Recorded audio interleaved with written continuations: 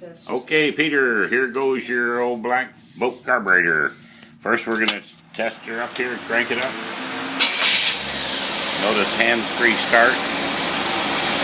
Okay, no load, light load, boat's idling, or you're just pulling away from your whatever you call that thing, airplane, we call it a tie-down. Pull away from your the dock and you're backing up, you're good, you're good, you're good, you're good, you're good, you're good, you're good, you're good. Okay, now we're going to put a load on it. It's like you're pulling some water skiers and maybe towing in another guy's boat that don't run. You got a big load on there. Here we go. That's it. We just hooked on you're towing another boat in there. It's half full of water because the guy left it out in the rain. And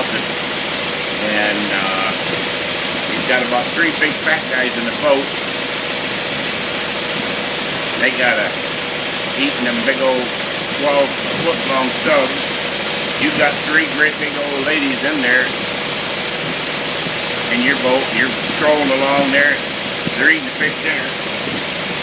Here we go. Got a full load on that boat.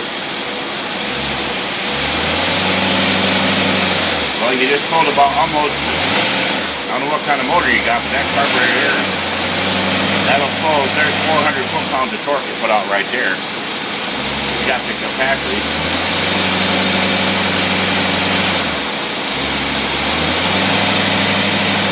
Okay, go down there and kick it out of gear, my assistant.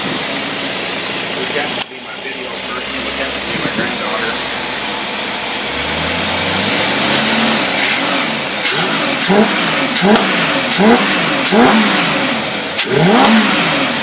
that ought to give you a jerk right there. You better hang on tight when you grab hold of that ski rope. It'll pull that rope right out of your hand. Okay, we're ready for some money. Okay.